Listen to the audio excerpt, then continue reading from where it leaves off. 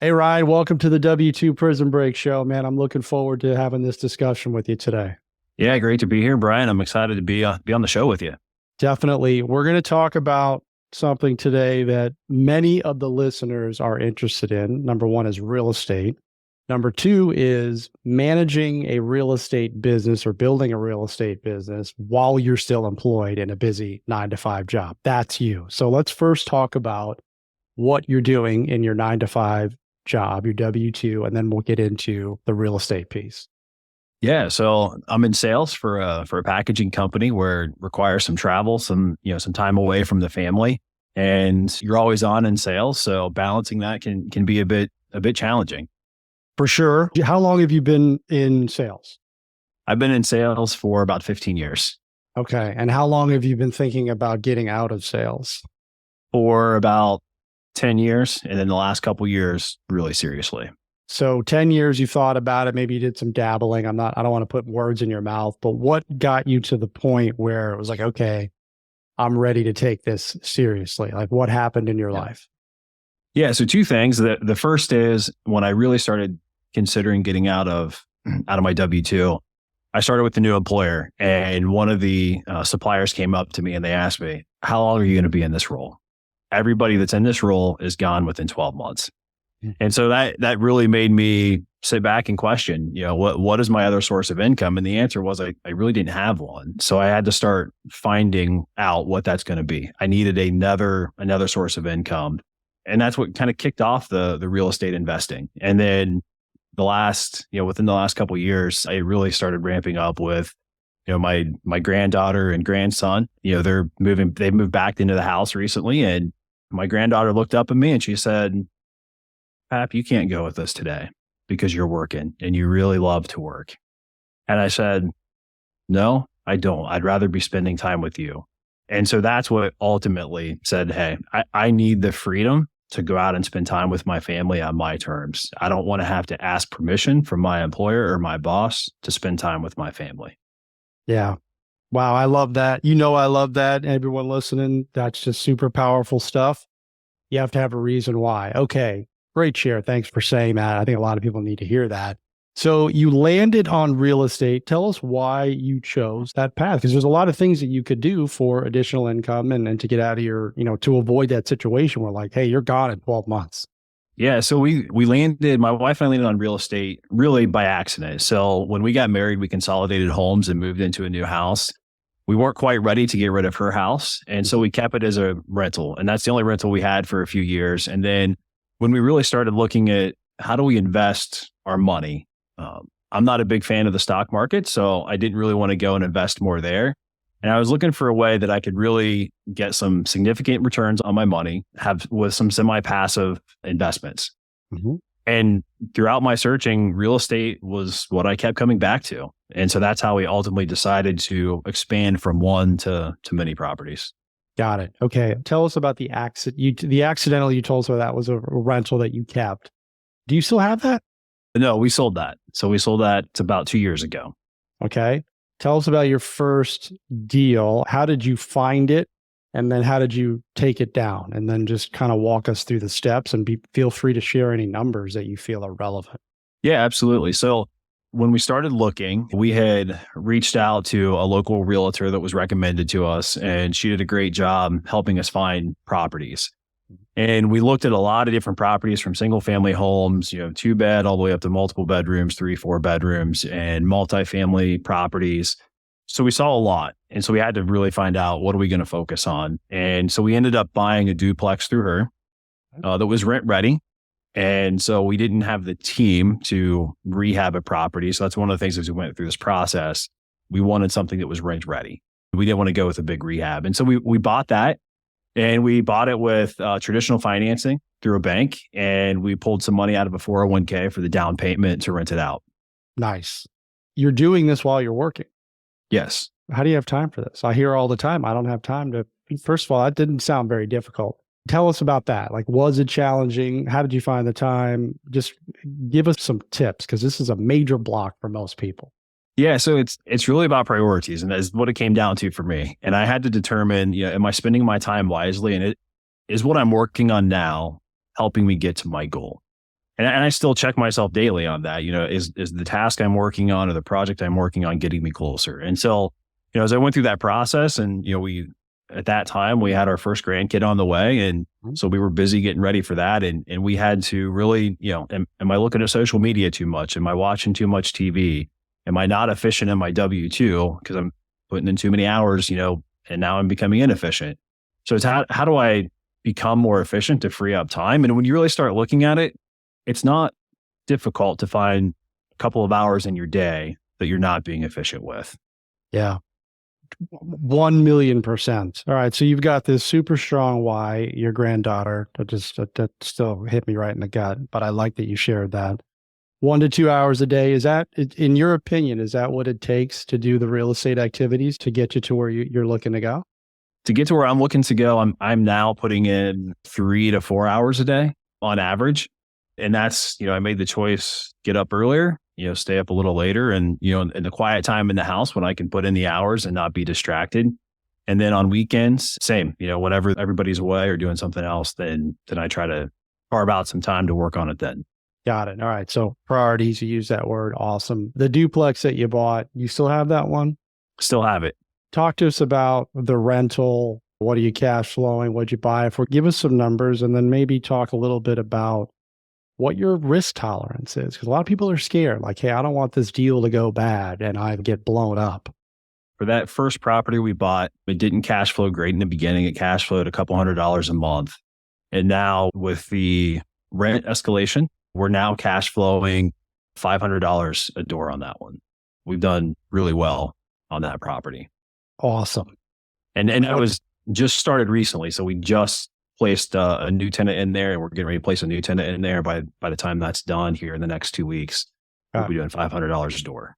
So net, after it's all said and done, is $1,000 to you on a duplex that you paid what for? I paid $170 for that one. Okay. That math works, folks.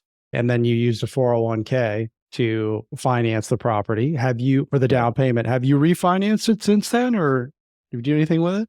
I have not refinanced it yet. If the interest rates go down, as everybody's predicting this year, then I will start looking at doing that. But right now I have a nice interest rate. I don't want to mess up the cash flow too much. Right. No, which is awesome. I think most people would be over the moon, $1,000 a month in net cash flow, and wait a couple of years for it on one property. Are you managing that yourself, or do you have help with that? So I do a hybrid system. I use some technology where, all of my tenant communication funnels through an app, and any maintenance requests funnel through that. And then the company that's managing the property for me, they reach out to my designated maintenance crew. They do all the calls. So it makes it pretty easy for me in terms of time management on that side of it. Yeah, it's a huge time saver. And you clearly built up all these systems and the team over the last 3 years. Because again, you're doing your job. This can overtake you if you don't have that stuff in place. Yes, it can be very overwhelming. All right, talk about another deal. I'm gonna let you pick, because he's done a bunch of deals while he's still employed. So I hear it all the time. And this is the coach in me. I don't want to hear your excuses. Ryan's got a family, a full-time job. He's got kids. He's got grandkids. He's making it happen. Prioritize. And you heard some tips of what he chose to not do so that he could get to this point where this is a business. Okay. And he's treating it as such. Good on you. Okay. Next deal. Let's talk about that. Yeah, so we ended up a month later buying another duplex off market. So as I'm telling everybody I'm investing in real estate, opportunities come up. It's amazing how many people know somebody that wants to get out of real estate for one reason or another. I bought that duplex off market, and that's cash flowing $300 a door. So I paid $150 for that. The rent hasn't appreciated in that area as much as I would like. Still some work to do on getting those numbers up on that property. But it's still $300 a door, so $600 total for that property. Okay. So you paid $170 for that. $150 for that. $150, sorry. And then how did you finance that property? How did you acquire it? So I did that one the same way, bank financing, and used my 401k to put the down payment. Was the 401k from a previous job or your existing one? Yes, it was from a previous job. So you had it, you rolled it over. What did you do? Did you roll it over? Yep, rolled it over. You get into a self-directed type of situation? Yep. Okay. Yep. Brilliant. I did the same thing. Okay, so you've got How much do they require as a down payment when you do that? The For bank. that one, it was 20% down. What about the first one? The first The first one was the same, 20% down. All right. So 20% down. Are you using, like, how did you find the bank? Did you use, talk about that? Yeah, so I went through a loan broker at the time to help me find an investment vehicle that I could use, an investment loan vehicle. Mhm. And since then, I have started using a local bank that they pretty much specialize in rental properties for the county and my surrounding counties that I live in. And they have much better rates. Please correct me if I'm wrong. We're just talking about 4 doors, guys, 2 duplexes, 1,600 net after it's all Yep. said and done. Yes. It's pretty awesome. Yeah, that's amazing. And you have everything systematized in terms of maintenance and them paying you, the tenants. Like, you don't have a lot of interaction with them. Correct? Correct. Okay, that was off market. So you found that by, shocker, talking about what you do, which is one of the best ways to find deals. When people ask you what you do, you don't tell them that you're a salesperson, do you? No, I'm a real estate professional. What? And okay, you say that to me. I'm like, oh, you're an agent? No, you're going to say something different, right? So guys, this is really important. Even if you don't have any deals, you can say that and bring people in. That's how you find deals. That's how you find money for deals, which is what we're going to get into in a little bit. But this is not that difficult if you have a strategy, and that's what Ryan has. Okay. He's being smart about this. Still working his job. Give me another deal. Give us another deal. These are just simply awesome. Yeah. I'll give you 2 deals. They go hand in hand. So bought a single family home, a 2-bed, 1-bath off of a local sheriff sale, paid $42,000 for it, put $50,000 in it in terms of rehab cost. Mm-hmm.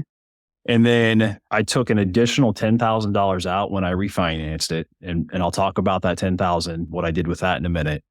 I bought it for 42, put 50 into it, did the cash out refinance, and I am now cash flowing $315 a door on that property. And I did that all through credit card financing. So I went out, got credit cards in my business's name. So it's not on my personal financial information. So I didn't have any cash in the deal, any cash at all. Yeah. So I'm cash flowing $300 a door and something I put zero money into. I'm going to pick this apart a little bit.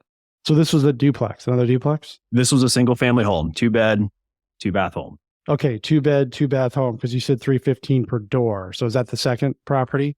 I cash flow $315 a month on this property. On the single family home I bought at the sheriff's sale. Okay, got it. So let's go back to the sheriff's sale. How do you do that? Like, talk about that. So you hear sheriff's sale, we just kind of glazed over it.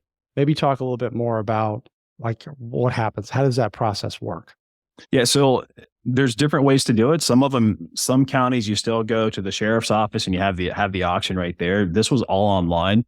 Yep. In fact, I had set up my bid and I had an appointment with my barber to go get my hair cut. And when I came out, I found out I won the bid. Yeah. So I won it and didn't really have to do any work in it other than set it up. And so I was familiar with that property. I had driven by it a lot, saw it vacant, and I just watched it to come up on the sheriff's sale. As I watched it come up, I could see what kind of condition the property was in. It was in great condition, and I got a steal on it. Okay. Thank you for sharing that. So a lot of this stuff is on the internet, guys, but he was driving by it, right? It was on his radar. So you win the bid, you pay $42,000 for it. You use a business credit card. So this is other people's money. Other people's money. That is other people's money, listeners. A business credit card, and you all sleep on this. This is not hard to get. You added $50,000 into it.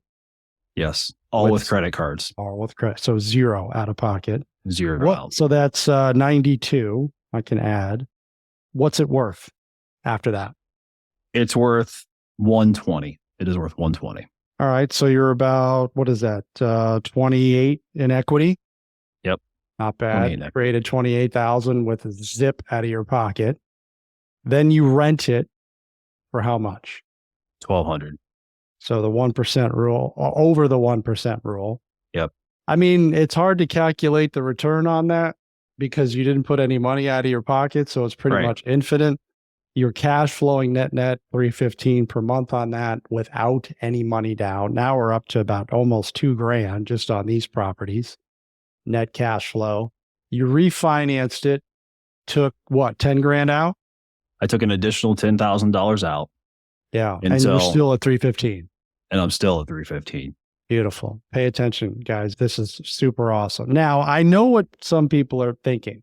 You can't buy houses for 150 or 170 or 42. It's like, yeah, you can if you're looking. If you're looking, you can, right? Right. You have to look.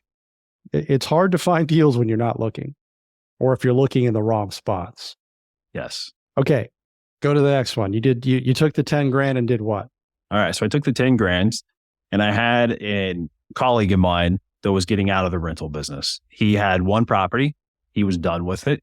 So he asked me if I wanted to buy it. And it wasn't a property that I really wanted. And I told him it just didn't work for me, but I still gave him an offer.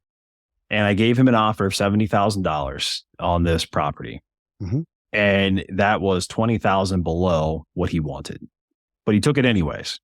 And so I went to the bank and I got traditional financing for that property. And I used the $10,000 to put a down payment on this property to buy it. So again, no cash out of pocket to buy it.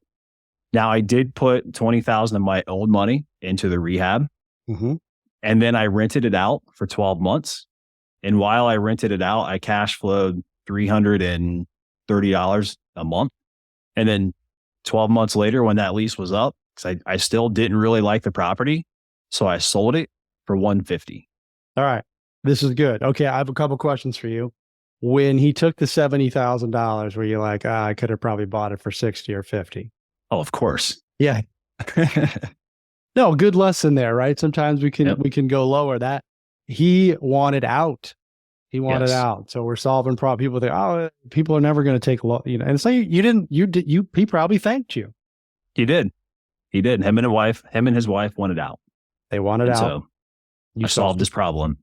That's all real estate is. Okay. So 70, put 20 of your own into it for a year, 90, you sold it for 150? 150. Again, this math works wonderfully. So you got all your money back and then some, and you had cash flow, and you probably had a little bit of a tax benefit as well. Yep. Okay. Absolutely.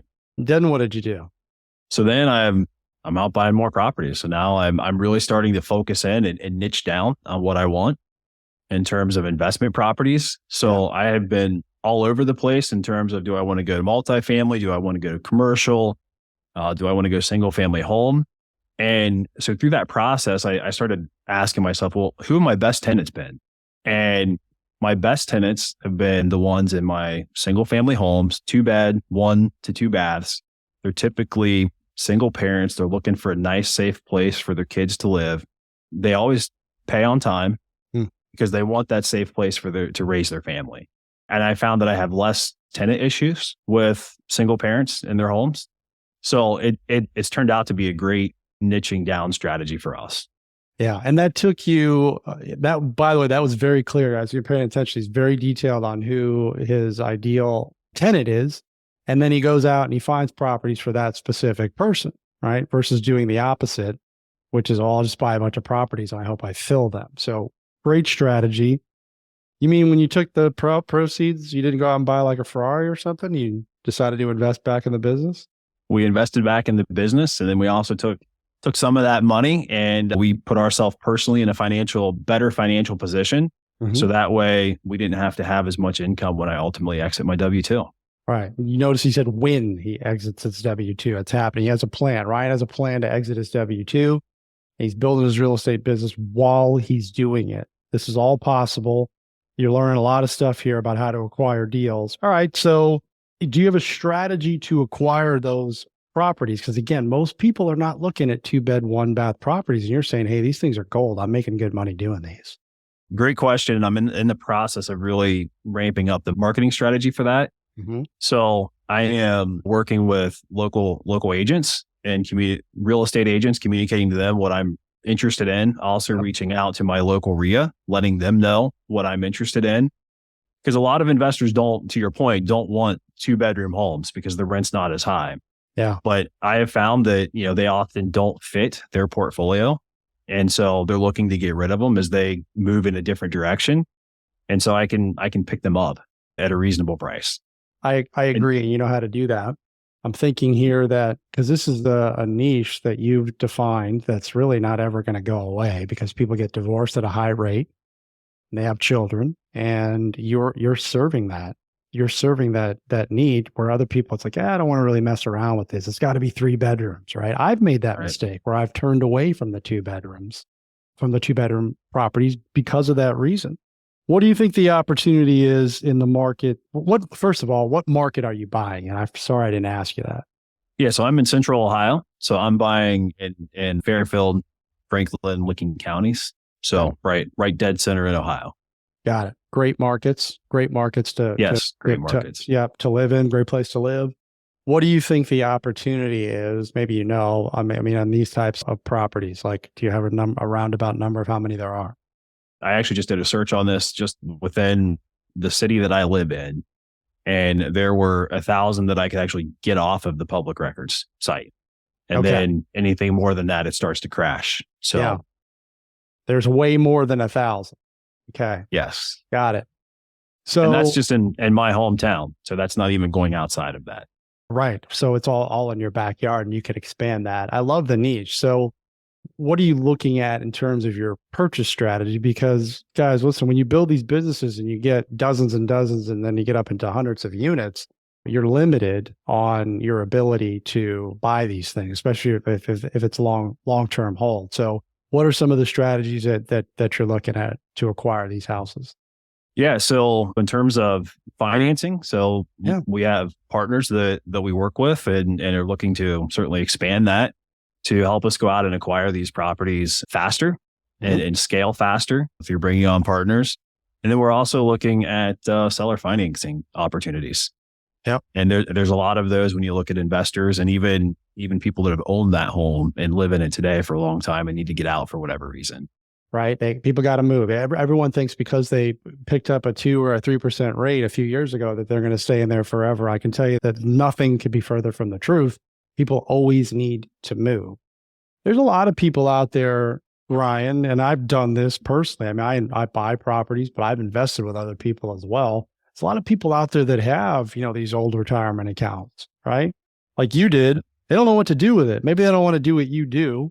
Maybe they want to get involved in real estate, but man, that sounds like a lot of stuff, scouting properties and rentals and systems and processes.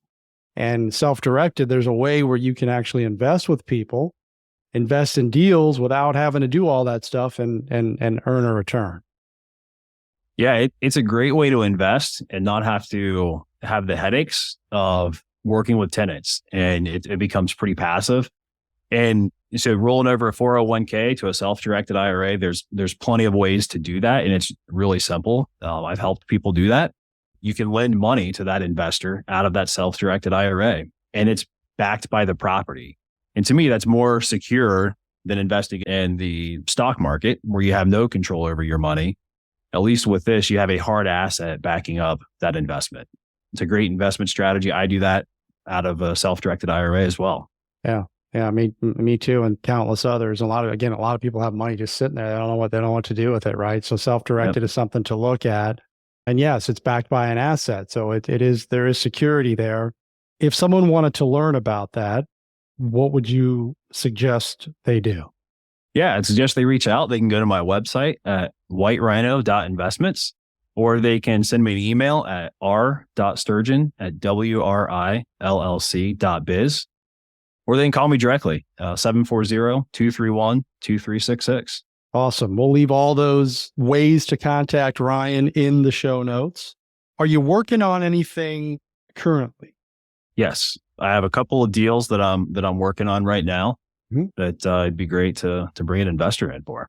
Yeah. As you've gone through this process, okay, you're still working your 9 to 5. I assume you haven't gotten less busy. You're working more hours in the business, right? Your family's growing. What does the management piece look like in terms of like when you first started 1 to 2 hours and you were wasting a lot of time to how it is now? How do you feel? I feel much better about my processes now. And, a lot of that is, when I first started, I was doing everything on an Excel spreadsheet. That works for a little while, but then it becomes very time consuming to manage that. I've started moving into more automation to make that happen. So there's a lot of technology out there. There's many options to use to utilize the technology. Yeah. And it just becomes better and better. And it frees up so much time so now I can actually focus on what I need to be doing. And that's going out and finding the deals and talking to people, talking to sellers.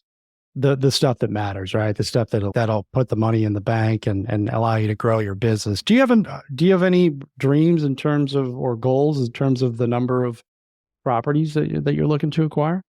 Yeah, I'm looking to, to cash flow enough to get out of my W-2. I mean, I think for where I'm at now, I would like to, my ultimate goal is to be doing 200,000 a year in cash flow. Nice. I love it. Is there a certain property like number attached to that, like number of doors? It's about cash flow. I mean, my minimum cash flow is $300 a door, and I'm looking to really start upping that to 500 and to start increasing that, which means I have to buy better deals. Yeah. So I love that strategy. Like you're setting these minimum standards. Like a lot of people will accept $100 a month or $150. I don't think that's worth it in my opinion. Because if you have a lot of those, all it takes is one person to stop paying you and you're toast. So yes. I love your strategy and your answers are great. Okay, guys, you have the opportunity to talk with Ryan. I say this every time somebody leaves their contact information. You don't take advantage of it. And you're doing yourself a disservice by not doing it. At least have a conversation with the guy and learn from him, right? He's offering that. Can't tell you how many times people don't take advantage of that. All right. This has been awesome. You did a great job. I love that you shared these deals, and they're really super awesome deals.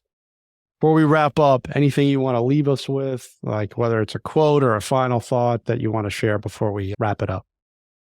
Yeah, I think the thing that changed it for me was there's so much information out there on the internet about real estate investing. You can get, and I'm guilty of this, shiny object syndrome, and you can look at everything and never make the choice to take action. Mm-hmm. At the end of the day, when I took action and bought the first duplex, that's when it changed for me. It's about getting up and taking action to get the life that you want. And that's what I'm in the process of doing. Yes, you are. And you're doing a great job of it. Great share. Ryan, thanks for spending some time with us here, sharing your insight and your knowledge. Look forward to having you back on when you leave the W-2, because this is the W-2 Prison Break show. So I'm looking forward to it. Yeah, definitely. Everyone, make it a great day.